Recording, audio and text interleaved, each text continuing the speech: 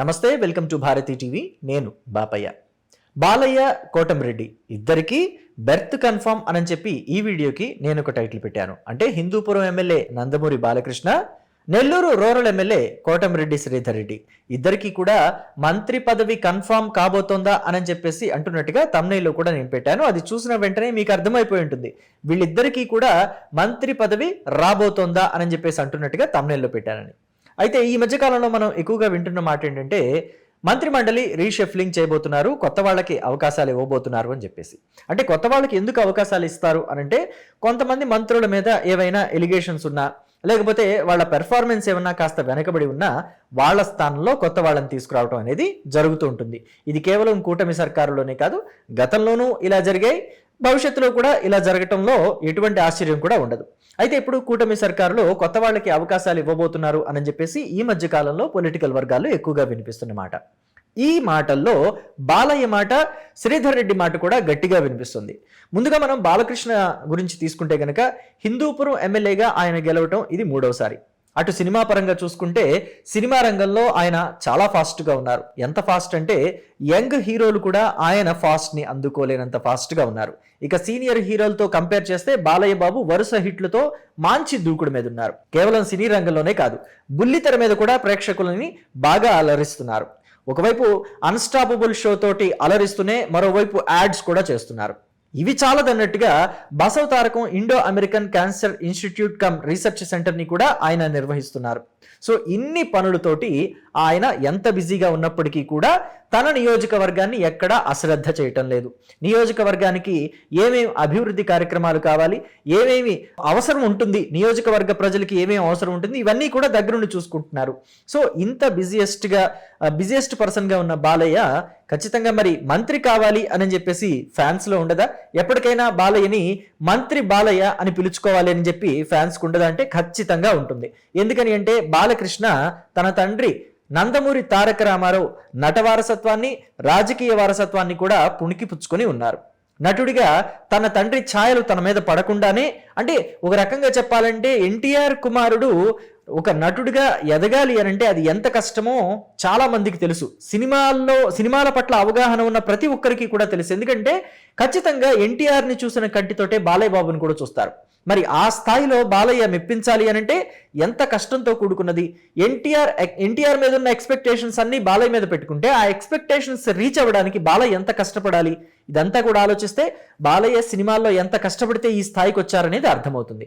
ఇక రాజకీయంగా చూసుకుంటే 2009 ఆ టైంలో యువగర్జన అనే కార్యక్రమంలో బాలయ్య హాజరైతే ఆ కార్యక్రమాన్ని కూడా బాలయ్య ఎంత చక్కగా నిర్వహించారు, అలాగే ఎంత హైలైట్ అయింది బాలయ్య వల్ల, హరికృష్ణ వల్ల అనేది మనమంతా కూడా చూసాం.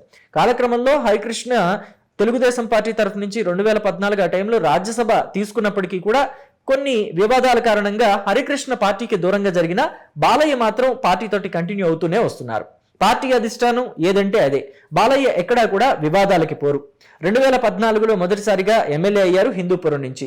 ఇక 2019లో చూసుకుంటే ఫ్యాను గాలి బాగా వీస్తున్న టైం. ఆ టైంలో కూడా హిందూపురం నుంచి బాలయ్య సక్సెస్ఫుల్గా రెండవసారి కూడా గెలిచారు. ద్వితీయ విఘ్నం అంటారు కదా, అలాంటి ద్వితీయ విఘ్నాల్ని కూడా అధిగమించారు. ఇక 2024 కూటమి సునామీలో బాలయ్య గెలుపు నల్లేరు మీద నడకే అయ్యిందనుకోండి. అయితే 2019 నుంచి 2024 మధ్య వైఎస్ఆర్ కాంగ్రెస్ పార్టీ కాలకేయులు కొంతమంది, నేను అందరినీ అనటం లేదు, వైసీపీలో కొంతమంది మంచి నాయకులు కూడా ఉన్నారు, కానీ కొంతమంది బూతులు తిట్టే వాళ్ళు ఉన్నారు కదా, ఆ బూతులు తిట్టే నేతలు బాలయ్య బాబును కూడా వదలలేదు. జగన్మోహన్ రెడ్డికి అభిమాన హీరో అయినప్పటికీ కూడా బాలయ్య బాబును కూడా కించపరుస్తూ మాట్లాడారు, బాలయ్య బాబును కూడా అవహేళన చేస్తూ మాట్లాడారు, బాలయ్యను కూడా హ్యూమిలేట్ చేయడానికి ఎక్కడా వెనక్కి తగ్గలేదు. అయినా వాటన్నిటినీ తట్టుకొని నిలబడ్డారు బాలకృష్ణ. వాళ్ళందరికీ సవాల్ విసిరారు. భవిష్యత్తులో వైసీపీ లేకుండా చేస్తామని చెప్పేసి కూడా బాలయ్య బాబు చేసిన వ్యాఖ్యలు ఇంకా మనకి గుర్తే. సో దానికి తగ్గట్టుగానే వర్క్ చేశారు బాలయ్య. అయితే 2024లో బాలకృష్ణ గెలిచినప్పుడు చాలా మంది ఏమనుకున్నారంటే ఖచ్చితంగా బాలయ్య బాబు మంత్రి అవుతారు, హ్యాట్రిక్ కొట్టారు కాబట్టి మంత్రి పదవి ఆయనకి దక్కుతుంది అని చెప్పేసి అనుకున్నారు. కానీ క్యాస్ట్ ఈక్వేషన్స్ అలాగే అక్కడ ఉన్న ప్రాంతీయ రాజకీయాలు అక్కడి ప్రాంతంలోని రాజకీయాలని కూడా బేస్ చేసుకుని చంద్రబాబు మంత్రి పదవిని పయ్యావుల కేశవ్కి ఇవ్వాల్సి వచ్చింది. పయ్యావుల కేశవ్ కూడా అదే సామాజిక వర్గం, కమ్మ సామాజిక వర్గమే. సో ఈ క్రమంలో అక్కడ రాజకీయ సమీకరణాలని కూడా బేరీజు వేసుకుని పయ్యావుల కేశవ్ని ఆయన మంత్రి పదవి కట్టబెట్టారు ఆయనకి. సో ఈసారైనా బాలయ్యకి మంత్రి పదవి వస్తుందా అంటే వస్తుంది అనే మాటే ఎక్కువగా వినిపిస్తుంది. ఇక మరో నేత కోటంరెడ్డి శ్రీధర్ రెడ్డి చాలా కష్టపడి ఎదిగిన నేత. నిజానికి చెప్పాలంటే వైఎస్ రాజశేఖర రెడ్డి తోటి చాలా సత్సంబంధాలు కలిగిన నాయకుడు. ఆయన మొదట్లో కాంగ్రెస్ పార్టీలో ఉన్నారు, ఆ తర్వాత వైసీపీలోకి వచ్చారు. ఎప్పుడంటే రాజశేఖర రెడ్డి మరణానంతరం జగన్మోహన్ రెడ్డి వేరు కుంపటి పెట్టుకుంటే జగన్మోహన్ రెడ్డి అడుగులు వేసి వైసీపీలో జాయిన్ అయిన నేతల్లో ప్రథమ వరుసలో ఉండే నేత కోటంరెడ్డి శ్రీధర్ రెడ్డి. 2014లో కోటంరెడ్డి శ్రీధర్ రెడ్డి నెల్లూరు రూరల్ నియోజకవర్గం నుంచి ఎమ్మెల్యేగా గెలిచారు. ఆ తర్వాత చూసుకుంటే ఆయన అంటే అధికారంలో లేకపోవటంలా, వైసీపీ అధికారంలో లేకపోవటం వల్ల ఆయన కొంత అభివృద్ధి కార్యక్రమాలు చేయడంలో వెనకబడ్డాను అని చెప్పేసి కూడా అప్పట్లో చెప్పుకునేవారు. అయితే వైసీపీ అధికారంలోకి వస్తే నేను పూర్తి స్థాయిలో అభివృద్ధి కార్యక్రమాలు చేయగలుగుతానన్నట్టుగా ఆయన భావించినప్పటికీ వైసీపీ ఆ స్థాయిలో ఆయనకి సహకారం అందించలేదు అనేది కూడా ఆయన నోటి నుంచి మనం విన్నమాట. ఇది నేను ఊహించి చెప్తున్నది కాదు, నాకు అధికారులు సహకరించడం లేదు అని చెప్పేసి కోటంరెడ్డి శ్రీధర్ రెడ్డి చెప్పిన మాట. అలాగే నేను ఎన్నిసార్లు వెళ్ళి అడిగినా నిధులు ఇవ్వటం లేదు అని చెప్పేసి కోటంరెడ్డి శ్రీధర్ రెడ్డి ఓపెన్ గా చెప్పిన మాట. జగన్మోహన్ రెడ్డి ప్రభుత్వం మీద ఆయన చెప్పిన మాట. అన్నిటికీ మించి జగన్మోహన్ రెడ్డి ప్రభుత్వం ఆయనని తీవ్రంగా అవమానించింది. అదేంటంటే ఆయన ఫోన్లు కూడా ట్యాప్ చేసి విన్నారు అని చెప్పి కోటంరెడ్డి శ్రీధర్ రెడ్డి ఓపెన్ గా చెప్పారు. సో అయితే కోటంరెడ్డి శ్రీధర్ రెడ్డి 2024 ఎన్నికలకి ముందు తెలుగుదేశం పార్టీలోకి వచ్చారు.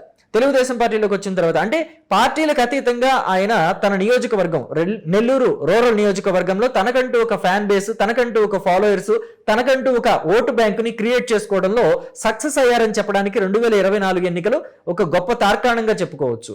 2024 ఎన్నికల్లో ఆయన తెలుగుదేశం పార్టీ నుంచి టికెట్ తీసుకొని పోటీ చేసి గెలుపొందారు. ఆ గెలుపే ఆయనకంటూ ఒక ఫ్యాన్ బేస్ ఉంది, ఆయనకంటూ ఒక ఓట్ బ్యాంక్ ఉంది అని చెప్పడానికి తార్కాణం అనమాట. జనరల్ గా ఆ పార్టీలో నుంచి ఈ పార్టీలోకి వచ్చిన వాళ్ళు అన్ని సందర్భాల్లోనూ గెలవరు. పైగా నెల్లూరు జిల్లానే వైసీపీకి కంచుకోట అని చెప్పేసి 2019కి ముందు అందరూ చెప్పేవాళ్ళు. ఈసారి కూడా మేము గెలుస్తాము అని చెప్పేసి వైసీపీ వాళ్ళు కూడా చెప్పారు. పైగా కోటంరెడ్డి శ్రీధర్ రెడ్డి చాలా ఆశలు పెట్టుకున్నారు మంత్రి పదవి మీద.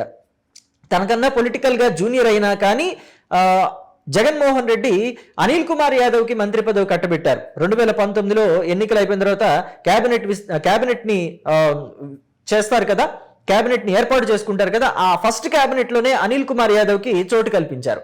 తర్వాత అయినా అంటే క్యాబినెట్ ని పూర్తిగా మార్చేస్తాను, కొత్త వాళ్ళకి అవకాశం ఇస్తానని చెప్పేసి జగన్మోహన్ రెడ్డి చెప్పారు.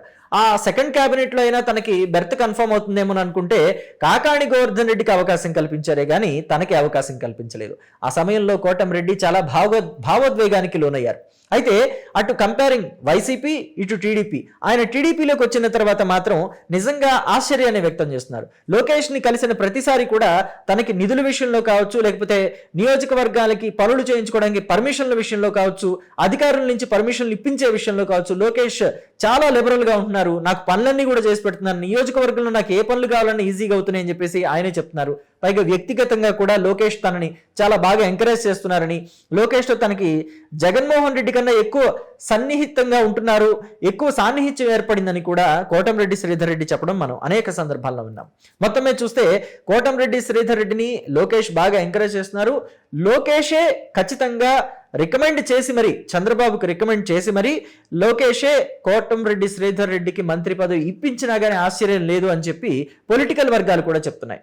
సో పైగా ఇంకా మనం చెప్పుకోవాల్సిన విషయం ఏంటంటే 3 సార్లు ఎమ్మెల్యేగా నెల్లూరు రూరల్ నియోజకవర్గం నుంచి గెలిచారు. అలాగే కాంగ్రెస్ పార్టీలో యూత్ లీడర్ దగ్గర నుంచి కూడా ఆయన పనిచేసిన అనుభవం ఆయనకుంది. అంటే క్యాడర్ గ్రౌండ్ లెవెల్ నుంచి కూడా పట్టున్న నేత కోటంరెడ్డి శ్రీధర్ రెడ్డి. కాబట్టి ఇలాంటి వ్యక్తికి అవకాశం కల్పిస్తే ఖచ్చితంగా కష్టపడి పనిచేస్తారు, మంత్రి పదవికి ఆ శాఖకి కూడా మంచి పేరు తీసుకొస్తారనే మాట కూడా నెల్లూరు జిల్లాలో వినిపిస్తున్న మాట. సో కాబట్టి ఖచ్చితంగా కోటమిరెడ్డి శ్రీధర్ రెడ్డికి ఈసారి బెర్త్ కన్ఫర్మ్ అనే మాట పొలిటికల్ వర్గాల్లోనూ, అటు టీడీపీలోనూ, ఇటు కూటమిలో కూడా బాగా వినిపిస్తుంది. సో మరి వీళ్ళకి మంత్రి పదవి వస్తుందని అనుకుంటున్నారా, మీరు రాదని అనుకుంటున్నారా? మీ అభిప్రాయాన్ని కమెంట్ బాక్స్లో తెలియచేయండి. Thank you.